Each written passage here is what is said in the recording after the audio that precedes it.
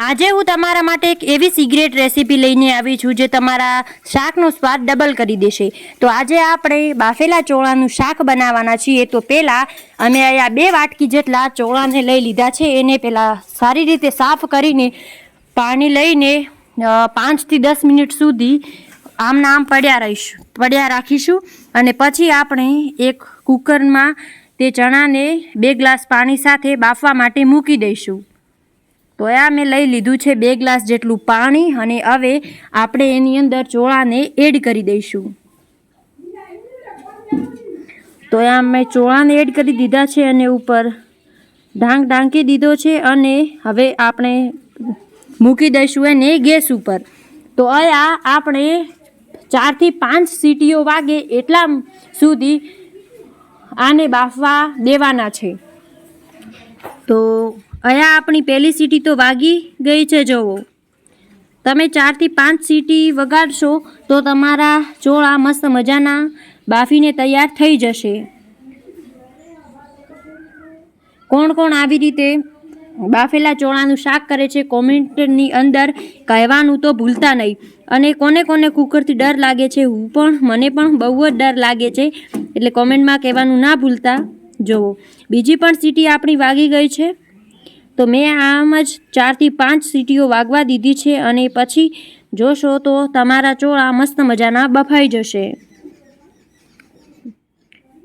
તો હવે આપણે કુકરને ખોલી દઈશું અને જુઓ મસ્ત મજાના ચોળા બફાઈને તૈયાર થઈ ગયા છે. હું તમને નજીકથી બતાવું તો પણ ફૂલી ગયા છે અને મસ્ત મજાના બફાઈ ગયા છે.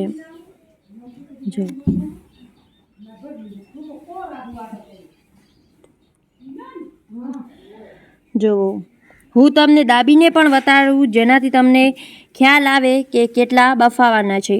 અહીંયા મેં 2.5 ચમચી જેટલું લાલ મરચું લઈ લીધું છે અને 1 ચમચી જેટલી હળદર લઈ લીધી છે.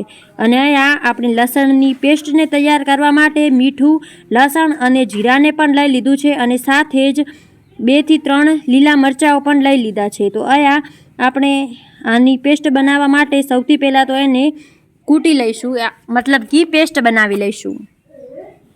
આમાં 3 ઇન્ગ્રીડિયન્ટ્સ છે. તમે ચાહો તો ધાણા પણ નાખી શકો છો, અમુક લોકો નાખે છે પણ અમે તો નથી નાખતા. પછી અહીંયા આપણે ચોળાને પહેલાં બહાર કાઢી લેવાના છે.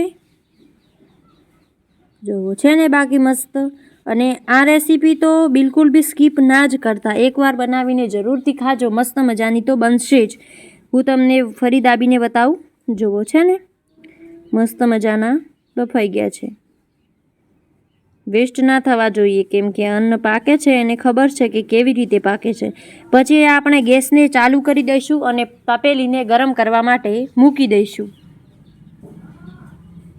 તમે આવી રીતે બાફેલા ચોળા એકલા પણ ખાઈ શકો છો, અંદર થોડુંક મીઠું નાખીને. જુઓ, અને આમ પણ મસ્ત મજાના લાગવાના છે, એટલે આવું પણ સ્કીપ ના કરતા. પછી આપણે જે ઇન્ગ્રીડિયન્ટ્સ લેવાના હતા એને લઈ લીધા છે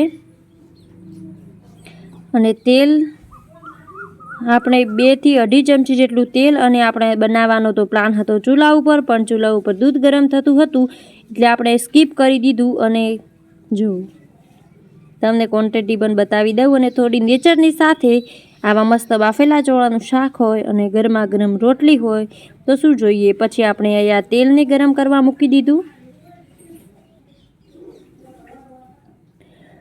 તો આ 2.5 થી 3 ચમચી જેટલું તેલ લઈ લીધું છે. તેલ ગરમ થઈ જાય એટલે પછી આપણે એની અંદર લસણની પેસ્ટને પણ એડ કરી દઈશું. તો પહેલાં આને ફ્રાય કરી દેવાનું છે અને પછી ઉપરથી લીલા મરચાંને પણ એડ કરીને તેને પણ ફ્રાય થવા દેવાના છે.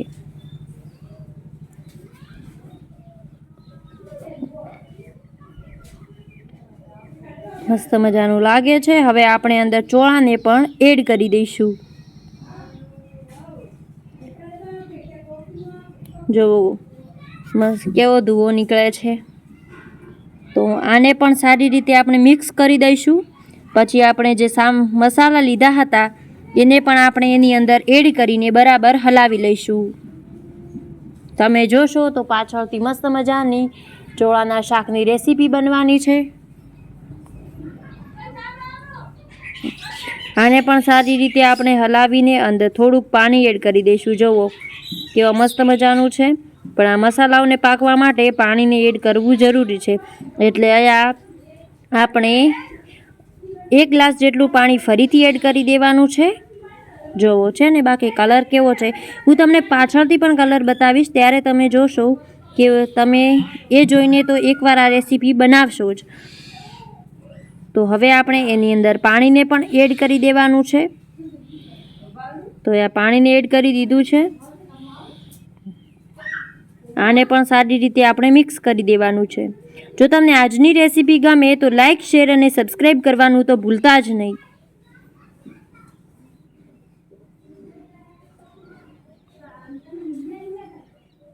છે ને. બાકી તો હવે આપણે એને 3 થી 4 મિનિટ સુધી ફરીથી પાકવા દઈશું. એટલે ઢાંકીને એને પાકવા દઈશું. અને પછી આપણે જોઈશું.